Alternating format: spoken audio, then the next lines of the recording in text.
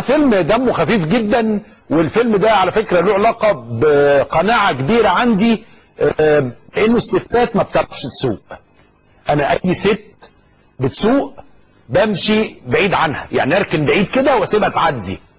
لو هي بتزمر بعديها، لو هي بتركن بركن بعيد عنها.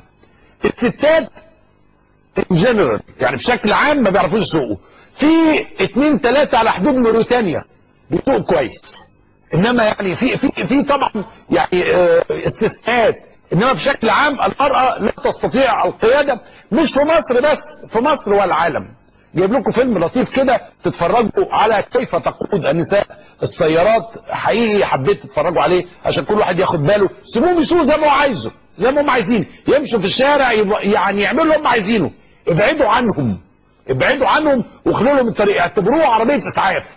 اي ست سايقة اعتبروها عربية اسعاف وبتعدي، ايه المشكلة يعني؟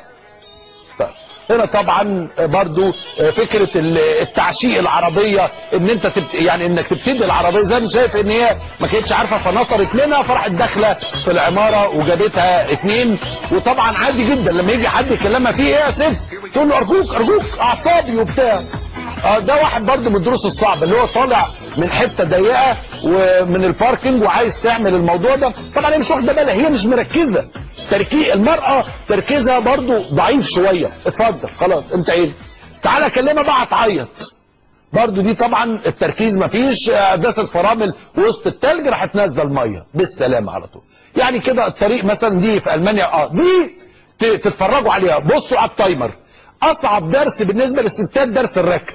عندهم مشكله، لازم تشلضم عربيتها وكل عربيات حواليها. خلاص اهي هنركن، يعني لفيه كله بقى، لفيه كله. لا برضه لسه قدام، هي عايزه تروح وترجع بظهرها.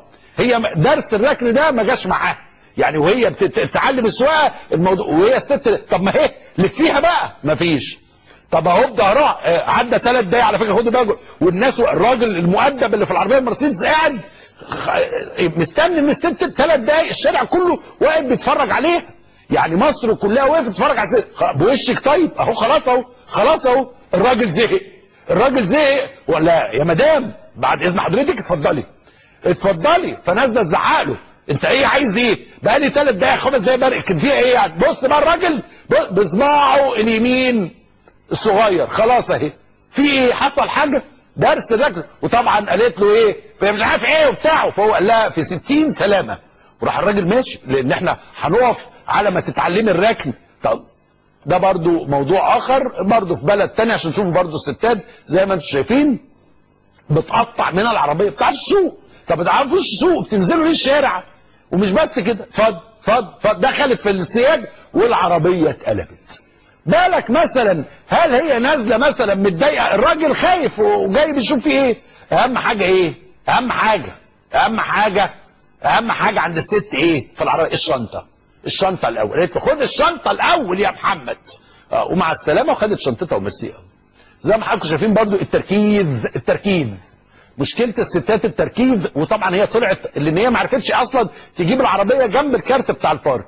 هي طالعه راح بس ده خبطتها وتاني وتالت ورابع، ما هي مش دافعه فلوسها. يعني هي الست مش دافعه فلوسها، ما بتركزش. ودي برضو طبعا قمه التركيز. زي ما انتم شايفين داخله تغير زيت. طب انت رايحه تغير زيت ليه؟ انت مالك انت برضه؟ الباشمهندس في البيت، السواق، الواد الكبير برضه ايه ان احنا نملى بنزين ولا همها. ده برضه بره عشان تعرفوا، مش بس في مصر، بره. طب ليه يا ستي ما تركني العربيه؟ هي ما تعرفش تجيبها بقى من الناحيه الثانيه جنب البتاع، تقعد تشد، ممكن تعمل انفجار في محطه البنزين عشان بس تملى شويه البنزين دول. مش ممكن. عدى الاتوبيس من الحاجز عادي جدا، خلاص المره الجايه مفيش. لبست الموضوع خلاص. انتهينا وتخيشت وترجع لجوزها تقول لك الراجل الحمار كسر العربيه وبوظها ومش عارف ايه وبتاع. وهي طبعا هي اللي مخيشاها يعني بكل الطرق العلميه وغير العلميه. اهم حاجه ايه؟ ناخد الموبايل وناخد. بص بقى الرجاله، بص الركن. بص يا باشمهندس، بص يا باشمهندس، يا عيني على ركنه اهي دي ركنه راجل. ده زمان هو دي ركنه الرجاله. الرجاله هي اللي بتركن الركنه الصح. انما انا رايي انه المفروض ما يدوش رخص خالص لسيدات سوق خالص.